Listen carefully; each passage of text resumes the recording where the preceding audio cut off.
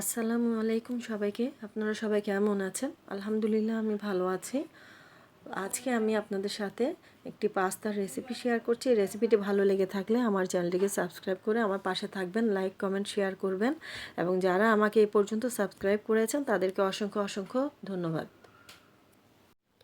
এখানে আমি একটি কড়াইতে পানি নিয়ে নিয়েছি বেশি করে এবং পানির মধ্যে একটু লবণ দিয়ে দিয়েছিলাম সামান্য পরিমাণে, আর 1 চা চামচ পরিমাণ দিয়ে দিয়েছিলাম সাদা তেল। তো সেদ্ধ হয়ে গেলে পানি আমি দিয়ে দিয়েছিলাম পাস্তা। তো পাস্তা ভালোভাবে আমার সেদ্ধ করা হয়ে গেছে। এখন আমি এগুলোকে একটি প্লাস্টিকের স্ট্রেনারে ছেঁকে নিয়ে নিয়েছি, দেখতেই পাচ্ছেন। তো এখানে আমি নিয়ে নিয়েছি 2টি ডিমগুলো আমি ফেটিয়ে রেখেছিলাম।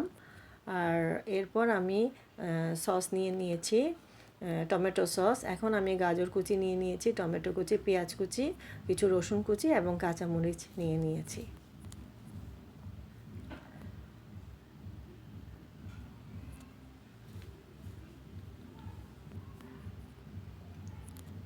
এখন আমি কড়াই বসিয়ে দিলাম চুলাতে।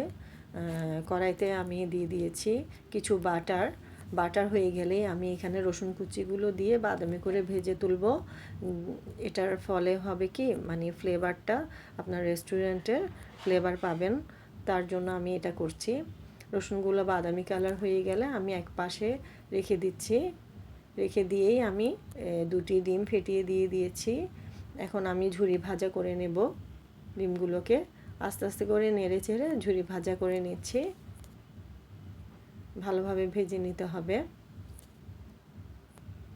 তো এটি শীতকালে এই পাস্তা রেসিপিটা আপনারা বাসায় করবেন সন্ধ্যার সময়, চায়ের সাথে খুব ভালো লাগবে। এখন আমি এখানে গাজর কুচি এবং পেঁয়াজ কুচি দিয়ে দিয়েছি, ভালোভাবে নেড়ে চেড়ে নিচ্ছি। একটু ভাজতে হবে যেন হালকা সেদ্ধ হয়। এখন আমি স্বাদ মতো এখানে লবণ দিয়ে দিলাম। আবার আমি নাড়াচাড়া করে নিচ্ছি। আমি একটু ম্যাজিক মশলা দিয়েছিলাম, আধা চা চামচের চেয়ে একটু কম দিয়ে দিয়েছি। এই মিশ্রণটিতে আমি ম্যাজিক মশলা ব্যবহার করেছি। তো এখন আমি এখানে ভেজে নেওয়ার পরে দিয়ে দিচ্ছি সয়া সস। 2 টেবিল চামচ পরিমাণ আমি এখানে সয়া সস ব্যবহার করেছি। সয়া সস দিয়েই আমি একটু নাড়াচাড়া করে দিয়েছিলাম। এখন আমি টমেটো কুচি এবং কাঁচামরিচ দিয়ে দিয়েছি কয়েকটা।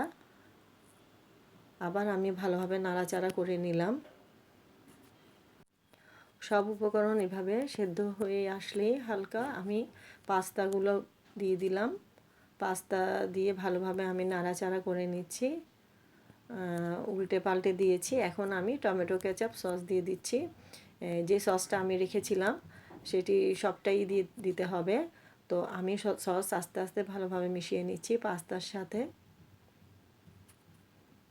এই শীতে গরম গরম পাস্তা অনেক জমে যায়। সন্ধ্যার সময় আপনারাও তৈরি করে বাসায় খাবেন আর আমার জন্য দোয়া করবেন। ভিডিওটি ভালো লেগে থাকলে অবশ্যই অবশ্যই আমার চ্যানেলটিকে সাবস্ক্রাইব করে আমার পাশে থাকবেন।